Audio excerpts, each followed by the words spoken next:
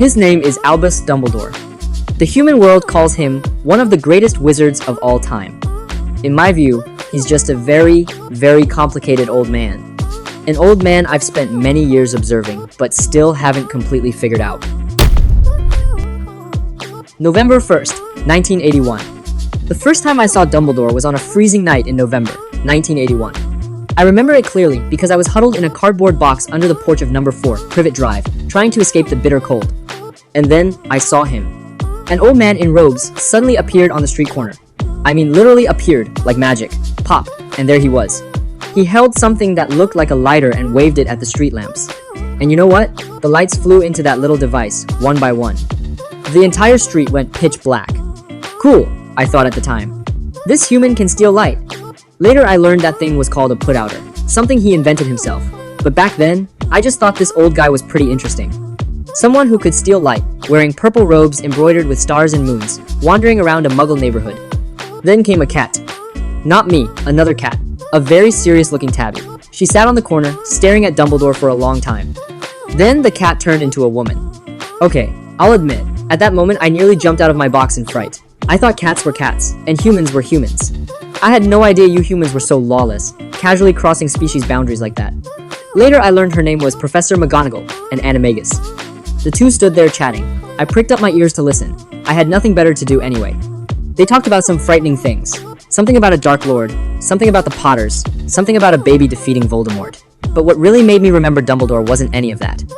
It was two other things. The first thing, Dumbledore pulled out some candy from his pocket and enthusiastically tried to get Professor McGonagall to try some. Sherbet lemon? He asked. Professor McGonagall coldly refused. Later I checked. Well, I eavesdropped on students chatting. That thing is actually a lemon-flavored hard candy with fizzing powder inside, a muggle candy. This so-called greatest wizard carried muggle candy in his pockets and tried to promote it to his colleagues while discussing life and death matters. As a cat, I have to say, I respect this completely illogical behavior.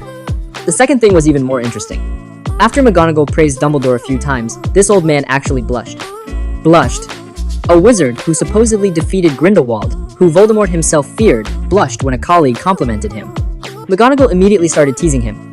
The last time I saw you blush, it was when Madame Pomfrey complimented your new earmuffs. Dumbledore glared at her. Right then, I thought this old guy had something special about him. About the London Underground map on his knee. Something else happened that night that made my impression of Dumbledore even more complex. While waiting for Hagrid to bring the baby, Dumbledore casually mentioned something. He had a scar on his left knee, shaped like a complete map of the London Underground. I was completely baffled. A London Underground map? On his knee? How was that even possible? Later I thought about it for a long time, and came to two possible conclusions. First, this was true. Dumbledore's life had gone through some bizarre event I couldn't comprehend, resulting in a map growing on his knee. Second, this was false. Dumbledore was just making a very dry joke. But either way, it pointed to one problem. This old guy wasn't quite normal. I mean, as a cat, I've seen many strange humans. But I've never seen a human who, while discussing something as serious as leaving a baby on a doorstep for his aunt to raise, suddenly starts talking about a scar on his knee. Later, after living at Hogwarts for many years, I gradually understood something. With Dumbledore's words, you never know which parts are true, which are false, and which he deliberately says to confuse people. This old man is like an onion. No, more complex than an onion. When you peel an onion, inside is still onion. When you peel Dumbledore, inside is, I don't even know what. Maybe a lemon drop? September 1st, 1991, Hogwarts Great Hall. 10 years later, I finally arrived at Hogwarts. It's a long story. Actually, not that long. I just snuck onto a carriage transporting magical items and somehow ended up at this castle. Hogwarts is a good place. Lots of mice to catch, lots of fireplaces to warm yourself by, lots of student homework to step on. Filch's cat, Norris, is indeed annoying, but aside from that, this place is basically cat heaven. I arrived at Hogwarts on the day of the opening feast. I hid in a corner of the Great Hall, watching those black-robed little humans line up and walk in. Every one of them looked nervous, as if they were about to be sent to a slaughterhouse. Then I saw Dumbledore. He sat in the center of the staff table, wearing dark green robes embroidered with stars and moons, similar to the one from 10 years ago. Maybe it was the same one, or maybe he had an entire wardrobe of stars and moons-themed robes.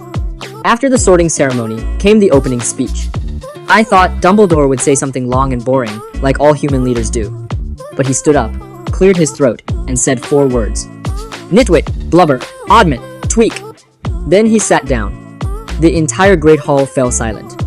I was stunned too. I've heard many human speeches, but never one so utterly baffling. What did those 4 words even mean? Were they some ancient magical incantation? Some curse on the students? Or had this old man finally gone mad? Later, I overheard students discussing it. They couldn't figure it out either. Some said the 4 words represented how students from each house stereotyped each other. Others said it was just Dumbledore's nonsensical humor. But one thing was certain. This old guy liked doing things that left people completely puzzled. And he enjoyed it. About the school song and funeral march. After the feast came the school song. Dumbledore used his wand to pull a golden ribbon from a hat. The ribbon twisted in the air and became lyrics. Then he said something I'll never forget. Everyone pick their favorite tune and off we go. Pick their favorite tune? What did that mean? I quickly understood. Hundreds of students started singing the same song simultaneously, but everyone used a different tune. Some used a waltz, some used a march, some used strange melodies I couldn't identify. The result was chaos. Complete, utter, headache-inducing chaos. But Dumbledore stood there, smiling, conducting with his wand, as if this were the most beautiful music he'd ever heard. The last to finish were 2 red-haired twins. They deliberately chose an extremely slow funeral march, taking at least 2 minutes longer than everyone else. I thought Dumbledore would be angry. After all, as headmaster, being so blatantly mocked by 2 students should be embarrassing, right? But Dumbledore wasn't angry. He conducted for those 2 twins alone with great interest, and after they finished, he applauded enthusiastically. "Ah, music," he said. "A magic beyond all we do here. And now, bedtime. Off you trot." At that moment, I suddenly felt that Dumbledore wasn't just a headmaster. He was more like an old man watching the show. An old man who simply found things amusing. As a cat, I can understand the motivation of amusement. But humans usually don't work that way. Humans usually care a lot about rules and propriety. Dumbledore was different. About the Mirror of Erised. That winter, something happened. I heard that a first-year student named Harry Potter snuck out of his dormitory late at night and discovered a magical mirror. The mirror was called the Mirror of Erist, spell Erist backwards, and its desire. This mirror could show people their heart's deepest longing. Harry Potter saw his dead parents in the mirror. He went to look at that mirror every night, as if addicted. Then Dumbledore appeared. Later, I learned from various channels, mainly eavesdropping, what happened that night. After Dumbledore found Harry, he didn't stand there lecturing him like in the movie. He did something that really surprised me. He sat down in front of the mirror. Together with Harry, the 2 sat side by side in front of the mirror, like 2 old friends fishing by a pond. Then they started talking. Dumbledore told Harry that this mirror was dangerous. It made people dwell on impossible dreams and forget about living in reality.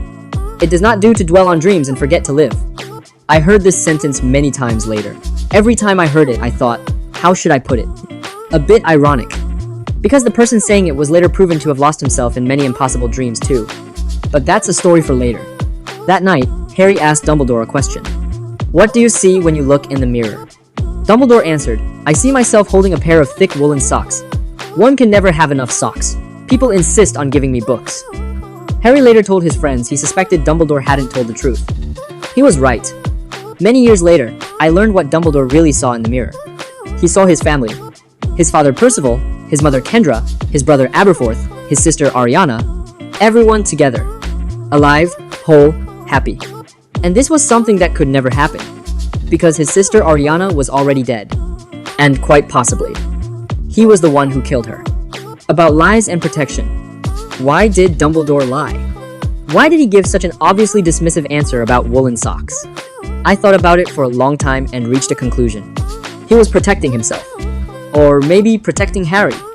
If he told Harry the truth, "I see my dead sister in the mirror," then Harry would definitely ask more questions. How did your sister die? Why do you miss her so much? Are you responsible for her death? Dumbledore didn't want to answer these questions. Maybe because it was too painful. Maybe because he wasn't ready to face it yet. Maybe because, he felt an 11-year-old child didn't need to know these dark things. As a cat, I don't really understand this human psychology. In the cat world, we don't hide our wounds. If we're injured, we hide away and lick our wounds until we heal or die. But humans are different. Humans hide their wounds under woolen socks, pretending they don't exist. Dumbledore was that kind of human. His wounds were buried very deep, so deep that even he might have forgotten they were there. Until one day, they were torn open again. June 1992, Hogwarts Dungeons. At the end of that school year, something big happened. Harry Potter and his two friends passed through a series of traps and came to the dungeon where the Philosopher's Stone was hidden. There, they encountered. Well, I only learned the details of this part later. At the time, I was just an ordinary cat. I couldn't follow them in. But I know the result. Harry confronted Voldemort in the dungeon, who was possessing Professor Quirrell. He discovered that his touch could hurt Quirrell. This had to do with his mother's sacrifice, but that's another story. In the end, Dumbledore arrived in time and saved Harry from Quirrell. Voldemort's soul escaped. Quirrell died. Harry fell unconscious. About the hospital visit. Harry was unconscious in the hospital wing for many days. When he woke up, he found Dumbledore sitting by his bed. Later, I learned the details of that conversation from various sources. Dumbledore told Harry many things. About his mother's sacrifice. About why Voldemort couldn't kill him. About how the stone had ultimately been destroyed. But what really impressed me was a small detail in the conversation. When the topic touched on Harry's parents, Harry's eyes became moist. He was an 11-year-old child. He had never seen his own parents. He had just gone through a life and death ordeal. He had every reason to cry. But he clearly didn't want to cry in front of the headmaster. At that moment, Dumbledore did something very subtle. He pretended to turn and observe a bird outside the window. He just stood there, back to Harry, as if very interested in something outside. He gave Harry time to wipe away his tears. He gave Harry the chance to preserve his dignity. This detail changed my view of Dumbledore significantly. A person who could notice a child's tears and choose to pretend not to see them. This wasn't a cold person. This was a delicate person. A person who understood kindness. At that time I thought, this was all there was to Dumbledore. A gentle, kind old grandfather who liked candy. I was wrong. I was very wrong. Later I realized his gentleness was only the surface. Beneath that gentleness lay many things I couldn't understand.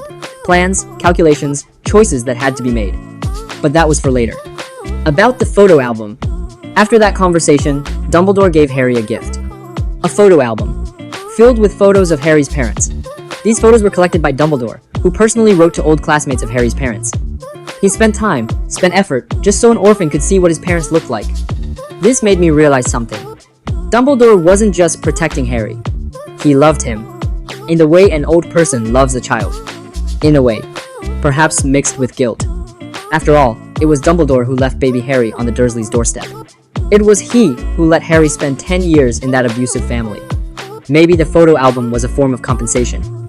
Maybe Dumbledore felt he owed Harry something. As a cat, I don't really understand human guilt. But I know guilt makes people do many strange things. Many things Dumbledore later did for Harry were probably related to guilt. June 1992, end-of-term feast. At that year's end-of-term feast, something happened that no one expected. When the feast began, the Great Hall was decorated in Slytherin's green and silver. Slytherin had won the House Cup for 6 consecutive years, and this year seemed no different. But Dumbledore stood up and announced a series of last-minute points. First, he gave Ron Weasley 50 points for that spectacular game of chess. Then he gave Hermione Granger 50 points for the cool logic she'd shown in the face of fire. Next, he gave Harry Potter 60 points for pure nerve and outstanding courage. At this point, Gryffindor and Slytherin were tied. The entire Great Hall held its breath. Then Dumbledore said, "And there is one more person, Neville Longbottom." Neville? That chubby kid who was always losing things, who got bullied by his own broomstick? "I award him 10 points. Dumbledore said, "It takes a great deal of bravery to stand up to your enemies, but a great deal more to stand up to your friends." Neville tried to stop his friends from breaking the rules. Just like that, Gryffindor won the House Cup by 10 points. I was hiding in a corner of the Great Hall at the time, and I saw many interesting expressions. The Slytherin students were dumbfounded. The Gryffindor students were overjoyed. And Professor McGonagall, that old lady who was usually very strict with students, she was exceptionally proud. She loudly told the other teachers around her, "Neville is a student of my Gryffindor house." I noticed Dumbledore looking at Professor McGonagall, the corners of his mouth curling up slightly. He was smiling. Not a smug smile, but a kind of, how should I put it? And "I knew you'd react this way" smile. About the definition of courage. Later I thought for a long time about why Dumbledore gave Neville those points. The surface reason was, it takes courage to stand up to friends. But the deeper reason, I think, was more complex. Dumbledore was telling everyone something. Courage isn't just charging forward. Courage can also be standing back and saying no.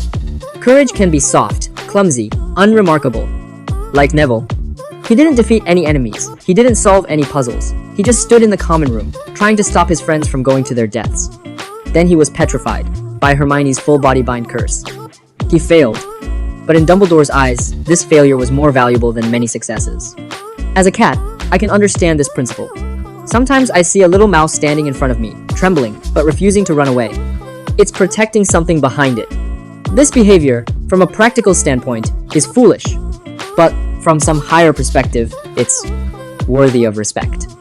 Dumbledore's way of seeing people might be similar to my way of seeing mice. We can both see those things hidden beneath the surface. 1992 to 93 school year, Hogwarts. That year, strange things happened at Hogwarts. Students started being petrified. They didn't die, they just became stiff, lying in the hospital wing like statues. Everyone was afraid. Everyone was talking about the Chamber of Secrets and the heir of Slytherin. And Dumbledore. Dumbledore remained his usual calm self.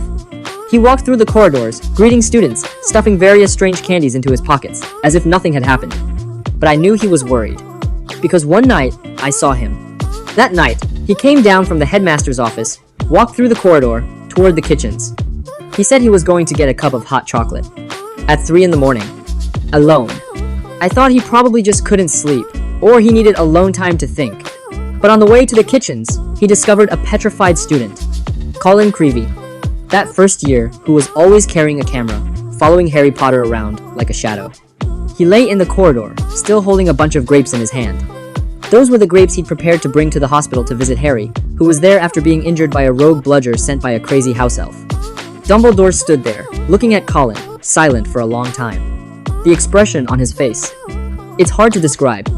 Not fear, not anger, but a kind of very deep sadness. And a bit of something else. Later I realized it was guilt, because Dumbledore knew who had opened the chamber. He knew from the very beginning, about the suspicion from 50 years ago. In 1943, the chamber was opened for the first time. A student died then, Moaning Myrtle. A third-year student, named Rubeus Hagrid, was accused of being the culprit because he had raised a dangerous spider. He was expelled, his wand snapped. But one person didn't believe Hagrid was the culprit. That person was Dumbledore. At that time, Dumbledore was just a transfiguration professor, but he had already begun to suspect the real culprit was another student. A Slytherin prefect named Tom Riddle, a young man who later changed his name to Voldemort. Dumbledore had no evidence, only suspicion. But from that time on, he began to closely observe Tom Riddle, noticing his darkness, his ambition, his thirst for power. 50 years later, when the chamber was opened again, Dumbledore had probably already guessed what was happening. But he didn't have enough evidence. He could only wait for the truth to surface on its own. This confused me a bit. As a cat, if I know where the mouse hole is, I charge straight at it. I don't sit beside it waiting for the mouse to walk out on its own. But Dumbledore wasn't a cat. He was a chess player. He was waiting for the right moment. At least, that's how I understood it at the time. Later, I realized things might be more complex than I imagined. Maybe he wasn't just waiting for the right moment. Maybe he was observing, testing, watching how certain people would respond. This thought made me a bit uncomfortable, but I couldn't say why. About the only teacher who liked Hagrid. I heard a story. Young Hagrid was a problem student. He would raise tarantulas in wardrobes, wolf cubs under beds, even tried to befriend trolls. No teacher liked him, except the Transfiguration professor at the time. That Transfiguration professor was Dumbledore. When Tom Riddle accused Hagrid of opening the chamber, the accusation was so easily believed because in other teachers' eyes, Hagrid had always been a troublemaker. Only Dumbledore believed he was innocent. For 50 years, only Dumbledore. Later, Hagrid became Hogwarts Keeper of Keys and Grounds. Dumbledore gave him that job. Even later, Hagrid became the Care of Magical Creatures professor, also appointed by Dumbledore. When the Daily Prophet exposed Hagrid's giant blood, and Hagrid wanted to resign, Dumbledore firmly refused his resignation. "You must come to breakfast tomorrow," Dumbledore said. As a cat, I can understand this kind of loyalty. Dumbledore's loyalty to Hagrid was like a cat's loyalty to its territory. Once claimed, it won't be easily abandoned, even if the whole world opposes it. About protecting Ginny. After the chamber incident ended, the truth came out. It turned out a first-year girl named Ginny Weasley had been controlled by Tom Riddle's diary, unwittingly opening the chamber and releasing the basilisk. This was a very serious problem. According to normal procedure, Ginny should have been questioned, investigated, possibly even expelled. But Dumbledore did something very clever. He smoothed it over. The diary had already been destroyed by Harry with a basilisk fang. There was no evidence to prove Ginny had been controlled by Voldemort. Dumbledore chose not to pursue it. He chose to protect this manipulated little girl. He didn't let Ginny's memory be further investigated, didn't let her face punishment or psychological trauma because of this. Was this mercy? Or covering up the truth? As a cat, I can't really tell the difference between the two. But I know when Dumbledore did this, he must have thought of another young person who had been used by dark magic. Himself. About the award for special services. In their adventure through the chamber and destroying the basilisk, Harry and Ron broke nearly 100 school rules. If it were any other headmaster, these two students would have been expelled long ago. But what did Dumbledore do? He decided on the spot to give them both the award for special services to the school. Plus 200 points each. That's right, 200 points each. This was one of the highest point awards in Hogwarts history. I was hiding in a corner at the time, watching Dumbledore's expression when he announced this decision. He looked very happy.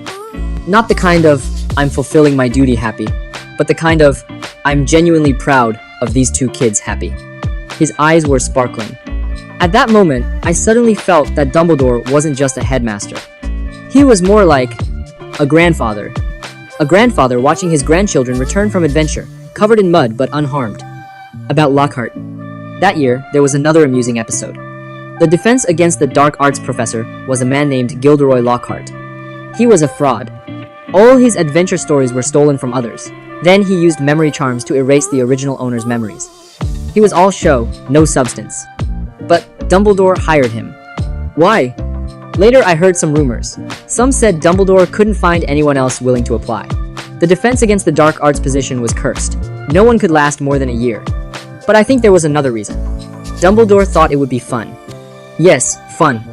He wanted to see how this vain fellow would make a fool of himself at Hogwarts. When Lockhart lost his memory from his own backfired memory charm, Dumbledore witnessed it all from the headmaster's office. He wasn't angry. He looked benevolent, smiling like an old man enjoying the show, then had someone send Lockhart to the hospital. After Lockhart was sent away, Dumbledore began drafting a new job posting for the defense against the dark arts position. I strongly suspect that Dumbledore hired Lockhart in the first place just to add some comic relief to the dull campus life. As a cat, I can understand this psychology. Sometimes I deliberately put a dead mouse on Filch's pillow just to see his expression the next morning. Dumbledore and I, in some ways, might be kindred spirits. 1993 to 94 school year, Christmas. That Christmas, something happened that I still find a bit eerie. Very few students stayed at school for Christmas that year. Apart from the trio, there were only 2 lower year students and 1 fifth year. Plus 7 teachers, only 13 people total. Dumbledore made a decision. Cancel the 4 house tables, and set up 1 table in the center of the hall that could accommodate everyone. Christmas lunch thus became a warm gathering, where teachers and students ate together. I hid under the table, waiting for someone to drop food. Dumbledore was very lively that day. He personally served food to the students eating with him. He played crackers with everyone. Wizard crackers that exploded with all sorts of strange things. He pulled out a witch's hat decorated with a stuffed vulture from one cracker, identical to the one Neville's grandmother wore, then happily put it on his own head. A wizard, supposedly the greatest, wearing a vulture hat, sitting among a group of students, eating Christmas pudding, with a silly smile on his face.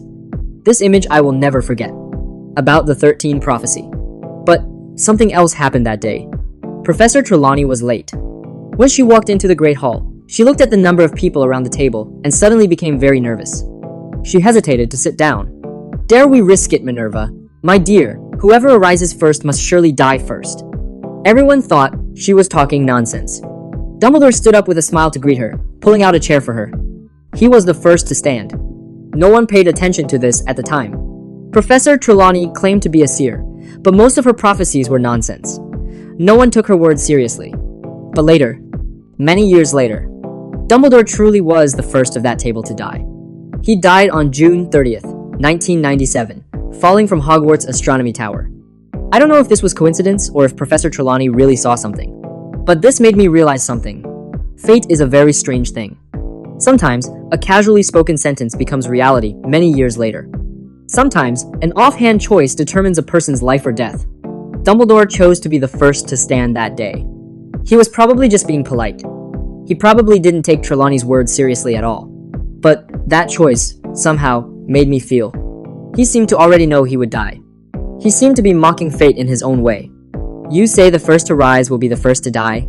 Fine, then I'll be the first to rise. That was Dumbledore. A person who dared to mock fate. About Buckbeak. Something else happened that year. A hippogriff, named Buckbeak, was sentenced to death because it had injured a student named Draco Malfoy. On the evening of the execution, Dumbledore went to Hagrid's hut with 2 ministry officials. But Buckbeak escaped. Just as the executioner was about to act, Buckbeak disappeared. Dumbledore acted very surprised. "How extraordinary! Where has she gone?" he said. But his tone revealed undisguised delight. Later, I learned what happened. Harry and Hermione used a time turner to go back in time and save Buckbeak. And Dumbledore. He knew from the beginning. He hinted to Hermione that she could do this. He gave her enough clues. He let her figure it out herself. He didn't directly tell her, use the time turner to save Buckbeak. He just said some seemingly unrelated things, then waited for Hermione to connect the dots herself. This was Dumbledore's way of doing things. He wouldn't give you the answer directly. He would give you clues and let you find the answer yourself. Sometimes this is wisdom. Sometimes this is cruelty. Sometimes I can't tell the difference between the two. 1994 to 95 school year. Opening feast. That year's opening feast, Dumbledore's outfit was as eye-catching as ever. He wore very magnificent deep green robes embroidered with sparkling stars and moons. I hid in a corner of the Great Hall, staring at his robes for a long time. Those stars and moons moved. They slowly rotated on the robes, like real celestial bodies. I don't know what kind of magic this was, but I thought, it looked pretty good. Although as a cat, I've never been particularly interested in human aesthetics. After the sorting ceremony, came the opening speech. Last year, Dumbledore said 4 words: Nitwit, Blubber, Oddment, Tweak. How many words did he say this year? Tuck in. Then he sat down. The tables immediately filled with delicious food. I think Dumbledore was conducting some kind of challenge, seeing how short he could make the opening speech. Maybe next year he'd only say 1 word. Maybe the year after he'd just remain silent. Who knows?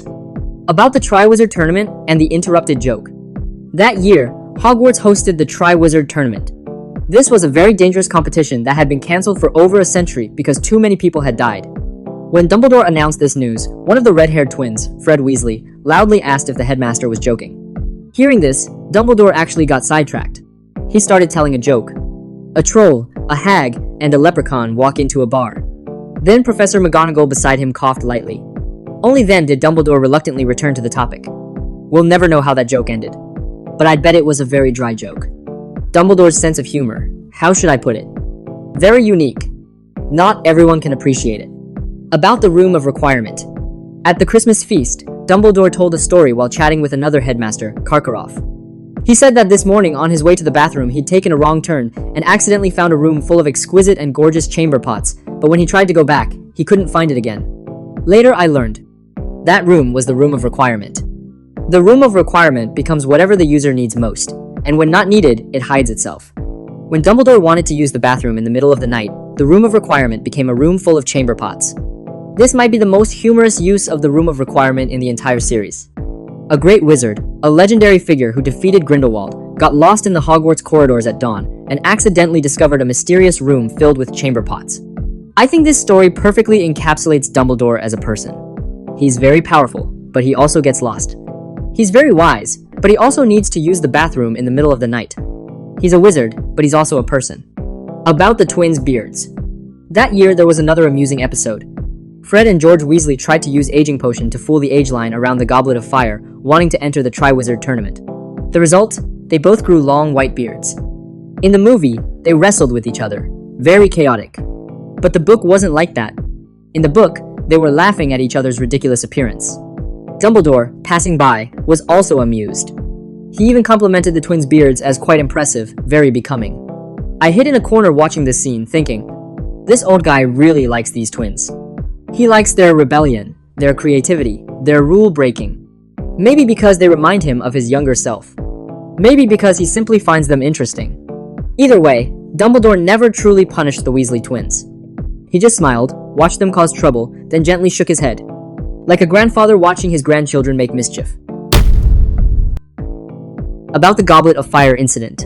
That year, something big happened. Harry Potter's name flew out of the Goblet of Fire. Even though he was only 14, even though he hadn't entered the tournament, even though he was obviously being framed, he still became the 4th champion of the Triwizard tournament. In the movie, Dumbledore rushed at Harry, angrily demanding if he'd put his name in the goblet. This was one of the most criticized, out-of-character scenes in the movie version, because the book wasn't like that at all. In the book, Dumbledore was very calm. He just steadily asked Harry if he had put his name in the goblet. His tone was inquiring, not accusatory. He believed Harry. He just needed confirmation. The air in that room was very tense. I could feel it, even though I was just hiding in the shadows outside the door. The adults were hiding something. They knew things Harry didn't know. And Dumbledore. The way he looked at Harry was complex. Not anger, not suspicion. Something else. Like someone looking at something he'd long expected but still didn't want to face. Though in the book, Dumbledore did yell at someone. Snape. Because Snape was being sarcastic on the sidelines, saying things like, "Potter has always enjoyed breaking rules." Dumbledore turned his head and told Snape to be quiet in a stern tone I'd never heard before. At that moment, I realized Dumbledore's protection of Harry was real. He wouldn't allow anyone to attack Harry at this moment, even if that person was one of his most trusted. About defending Hagrid. That year, the Daily Prophet exposed Hagrid's giant blood. Hagrid was a half-giant. His mother was a giantess. In the wizarding world, giants were seen as dangerous, savage creatures. Having giant blood was a very shameful thing. Hagrid wanted to resign. Dumbledore firmly refused. He not only refused Hagrid's resignation, but insisted that Hagrid must have breakfast with him the next day. Harry, Ron, and Hermione also pleaded with Hagrid in his hut to come back to teaching, moving Hagrid to tears. This scene in the book was really very warm and touching. Dumbledore conjured hot tea and cakes for everyone. When Harry excitedly swore, he pretended to fiddle with his fingers and didn't hear. Finally, under everyone's persuasion, Hagrid, this half-giant who had once been as lonely as Harry and had now become everyone's good friend, finally smiled. This scene showed me another side of Dumbledore. He wasn't just a headmaster, not just a wizard. He was an old man who would conjure hot tea for friends. He was an elder who would pretend not to hear curse words. He was someone who would be there for friends at their lowest moments. About the break with Fudge. After the Triwizard tournament ended, something very important happened. Cedric Diggory died. Voldemort returned. Harry witnessed it all, barely escaping alive from the graveyard. But Minister of Magic Cornelius Fudge refused to believe it. He refused to accept the fact that Voldemort had returned. He refused to listen to Harry's testimony. He refused to believe Dumbledore. Worse, Fudge brought Dementors into the castle without Dumbledore's permission, and subjected the only witness, Barty Crouch Jr., to the Dementor's kiss, stripping him of his soul. The evidence was gone. The witness was gone. News of Voldemort's return was covered up. Dumbledore and Fudge had a huge argument in the headmaster's office. I was hiding in a corner of the office at the time. Don't ask how I got in. I have my ways. I witnessed that argument firsthand. The air that night smelled terrible. Not literally terrible, but the kind of smell that makes cats want to run away. The smell of fear, the smell of lies, two adults saying things the other didn't want to hear. Dumbledore was usually smiling, but that night his face was very serious. He told Fudge that if the Ministry didn't take action, Voldemort would become stronger and stronger. But Fudge wouldn't listen. He didn't want to believe Voldemort had returned because that would plunge his political career into crisis. He chose to bury his head in the sand. I don't understand. As a cat, if there's danger, we run or fight. We don't pretend the danger doesn't exist. But humans do. Humans will, for reasons I can't understand, power, face, fear, choose to close their eyes. Fudge was that kind of human.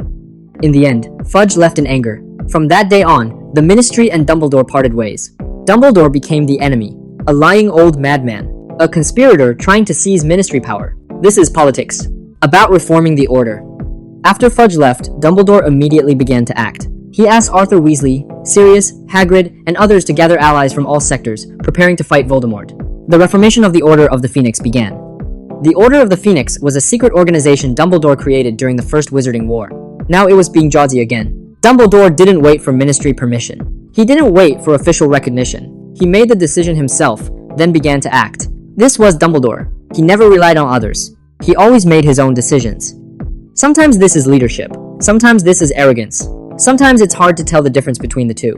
About the end-of-term feast speech. That year's end-of-term feast, the Great Hall's decorations weren't the usual house colors. They were black. In memory of Cedric Diggory, Dumbledore stood up, led a toast, and paid tribute to Cedric as if mourning a hero. Then he did something very brave.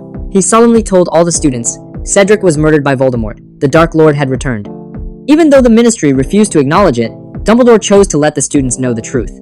He also expressed his highest respect for Harry, who had bravely faced Voldemort. That night, the Great Hall was very quiet. Students were all digesting this terrible news. Some were afraid, some were angry, some were crying. But Dumbledore stood there, like an anchor. His presence made people feel safe. As long as he was still there, things wouldn't get too bad. At least that's what I thought at the time. 1995 to 96 school year. That year was one of the darkest. The Ministry sent a woman named Dolores Umbridge to Hogwarts. She became the Defense Against the Dark Arts professor, then became the Hogwarts High Inquisitor, and finally even tried to replace Dumbledore as headmaster. I really hated her. Not because she wore pink clothes, and not because of her fake sweet tone when speaking, but because of how she smelled. Some humans smell like food, some smell like stones in the sun. She smelled like rotten candy, sweet to the point of nausea, sweet enough to make you sick. Her way of treating students also made me uncomfortable. She used something called a blood quill to punish students. This pen used the students' own blood as ink, carving what they wrote onto the backs of their hands. This was torture. Did Dumbledore know about this? I'm not sure. But I know he did many things that year to oppose Umbridge. About appointing Firenze. When Umbridge tried to drive Professor Trelawney out of the school, Dumbledore immediately intervened. He pointed out that while Umbridge had the right to fire professors, she had no right to expel her from Hogwarts. The right to arrange staff housing belonged to the headmaster. Then he did something even better. He appointed a new divination professor before Umbridge could. The centaur Firenze, the very centaur who had saved Harry in the Forbidden Forest 4 years earlier. Umbridge extremely despised half-human creatures, and Dumbledore appointing a centaur as professor was obviously meant to annoy her. The book mentioned that when Dumbledore announced this appointment, he kept grinning, not hiding his pleasure at all. I was hiding nearby at the time and saw his expression. It was an, "I know this will upset you, and I'm enjoying it" expression. Dumbledore could be very merciful, but he could also be very mischievous. When he decided to oppose someone, he would use an elegant, subtle way to make them very uncomfortable. About the office battle. That year's most spectacular moment happened after Dumbledore's army was discovered. Umbridge discovered students were secretly practicing defensive magic. Minister Fudge personally brought Aurors to arrest Dumbledore. What did Dumbledore do? He took all the blame. That's right. Yes, I asked Harry to form an army in my name. I've been plotting to overthrow the Ministry. That's the kind of person I am. That's my nature. Fudge said they'd arrest Dumbledore then. Dumbledore calmly warned them, "Don't push me." Fudge didn't believe him and ordered the Aurors to act. Then, I was hiding behind a bookshelf in the office at the time. Don't ask why I'm always in these places. I witnessed the whole thing. But, honestly, I didn't see clearly. Too fast. I only remember a flash. Then a loud noise. Then the sound of humans falling. By the time I poked my head out from behind the bookshelf, Fudge, Umbridge, Kingsley, Dawlish, 5 people were all lying on the ground. The office was smashed to pieces. And Dumbledore stood there, his robes not even disheveled. The expression on his face. Not anger, not pride, something very calm, like the eye of a storm. At that moment, my instinct told me, this is not where a cat should be. This old man wasn't just a candy-loving headmaster. He was something else. Something I couldn't understand, ancient, powerful. Before leaving, he didn't forget to urge Harry to study occlumency properly. This was also the first time in the entire book that Dumbledore spoke properly to Harry. Before this, throughout the entire school year, he had deliberately avoided contact with Harry. Later I learned why. He was afraid Voldemort would spy on him through Harry's thoughts. So he chose to distance himself from Harry. This choice, was it right? I don't know, but I know Harry lost a lot because of it, including his godfather Sirius. About the office being inaccessible. After Dumbledore left, the headmaster's office automatically locked itself. Although Umbridge was appointed as the new headmaster, she couldn't enter the headmaster's office no matter what. She tried every method, all useless. The office door just wouldn't open. From this, I drew a conclusion. Truly becoming Hogwarts headmaster doesn't depend on the Board of Governors or Ministry decrees, but requires the school itself to recognize you. Umbridge was only a headmaster in name. Hogwarts didn't recognize her. This castle has a soul. It knows who the real headmaster is and who's just a fraud. As a cat living in this castle, I felt a strange pride about this. About the battle at the Ministry. At the end of that school year, a battle took place. The location was the Department of Mysteries at the Ministry. The combatants were Dumbledore and Voldemort. I didn't witness that battle firsthand. I'm just a cat, I couldn't run to the Ministry. But I later heard details of that battle from various sources. In the movie, the two seemed evenly matched, but the book wasn't like that. In the book, Dumbledore completely dominated Voldemort. The description I heard was this. The battle was short. Dumbledore struck very quickly, so fast that Voldemort barely had a chance to fight back. He used statues in the Ministry atrium to protect Harry and trap Bellatrix. He trapped Voldemort with flames. He surrounded Voldemort with water, nearly drowning him. And Voldemort? He only had 2 moves, Apparition and the Killing Curse. Curse after curse of Avada Kedavra, all dodged or blocked by Dumbledore. Fawkes, Dumbledore's phoenix, even used his own body to block a killing curse, then was reborn. That wasn't an evenly matched battle. That was domination. An old man using wisdom and skill, beating a wizard known as the most powerful dark wizard in history without giving him a chance to fight back. I thought about it for a long time afterward. Dumbledore was so strong, why didn't he just kill Voldemort? Later, I learned the answer. Because Voldemort had Horcruxes. He had torn his soul into pieces and hidden them in various objects. As long as the Horcruxes existed, Voldemort wouldn't truly die. Dumbledore knew this, so it wasn't that he didn't want to kill Voldemort. He couldn't kill him. At least, not until the Horcruxes were destroyed. About Harry being possessed. There was a moment in that battle that impressed me. When Voldemort possessed Harry, Dumbledore's expression changed. Throughout the whole thing, he'd been very relaxed, very composed. But at that moment, he was afraid. He wasn't afraid of Voldemort. He was afraid Harry would be hurt. At that moment, I saw Dumbledore's vulnerable side. He could face the Ministry alone. He could dominate Voldemort alone, but he couldn't watch Harry get hurt. This old man's feelings for this child were much deeper than he showed. About the long talk after the battle. After the battle, Dumbledore returned to the headmaster's office and had a very long conversation with Harry. It was one of the most important conversations in the entire series. Dumbledore admitted many of his mistakes. He shouldn't have distanced himself from Harry. He admitted he shouldn't have avoided Harry out of fear of Voldemort spying. He shouldn't have let Snape teach Harry. He admitted he shouldn't have ignored Snape's hatred of Harry and stubbornly insisted Snape teach Harry occlumency. He shouldn't have hidden the prophecy. What he felt most sorry about was that he'd known the prophecy's content all along, knew that either Harry or Voldemort must die, but couldn't bear to tell Harry these cruel truths during his already thorny upbringing. In this chapter of the book, Dumbledore was truly in tears. He was no longer a headmaster who remained unmoved, even as the sky fell. He was just an old man full of regret. In the movie, Harry seemed quite calm in the office. But in the book, Harry was very angry. Every time Dumbledore looked at Harry, Harry thought Dumbledore was blaming him, so he furiously smashed many things. And the portrait of Phineas Black in the office, upon hearing of Sirius's death, also panicked and left the frame, as if unwilling to believe it, needing to go to Black Manor to confirm the news. That night, the entire headmaster's office was filled with the scent of sorrow. I hid in a corner, watching it all. I saw Dumbledore's tears. I saw Harry's anger. I saw the invisible rift between the two. As a cat, I didn't know how to judge all this. Did Dumbledore do wrong? Maybe. Did he have better choices? I don't know. I only know that after that night, something changed. Dumbledore was no longer that omnipotent old wizard. He was just an old man who made mistakes. An old man carrying too many secrets. An old man slowly walking toward death. About blood protection. In that conversation, Dumbledore told Harry for the first time why he had to return to Privet Drive every year. 15 years ago, Lily's sacrifice created blood protection on Harry. Dumbledore used this to place protective magic on number 4, Privet Drive. As long as Harry returned once a year, as long as he could call his aunt's house home, this blood protection would continue to exist, and Voldemort couldn't hurt him there. This is why Dumbledore left baby Harry on the Dursleys' doorstep. This is why Harry had to go back every year and endure those abusive relatives. This was protection, and also imprisonment. Dumbledore knew the Dursleys treated Harry badly. He knew Harry suffered there, but he still made that choice. Because in his view, being alive was more important than being happy. This choice, was it right? As a cat, I don't know, but I know this choice made Dumbledore carry a lot of guilt. Many of his actions toward Harry, sending the photo album, pretending not to see tears, giving Neville 10 points so Gryffindor could win the House Cup, were probably all attempts to compensate for something. Alright, I need to catch my breath here. From 1981 to 96, I followed this old man for 15 years. In those 15 years, I saw many things. I saw him steal the light from street lamps on a midnight street. I saw him say 4 baffling words at the opening feast. I saw him conduct a funeral march for the twins. I saw him lie in front of a mirror. I saw him protect student after student. I saw him break with the Ministry. I saw him defeat 5 Aurors alone. I saw him dominate Voldemort. I saw him cry in his office. This old man, what kind of person is he? As a cat, I try to summarize in ways a cat can understand. First, he's a cat with strong territorial instincts. He sees Hogwarts as his territory, the students as residents of his territory. Anyone trying to hurt them, whether Voldemort or the Ministry, he'll fight back without mercy.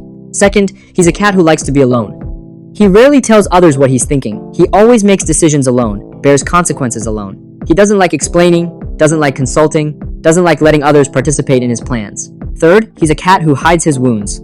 His wounds are hidden under woolen socks, hidden under jokes, hidden under lemon drops. He doesn't let anyone see his weakness, his guilt, his fear. Fourth, he's a cat who licks others' wounds. Even though his own wounds are buried deep, he's very good at discovering others' wounds and comforting them in subtle ways. Like pretending to look at birds outside the window. Like sending a photo album. Like giving 10 points to a clumsy boy. Fifth, he's a cat I can't understand.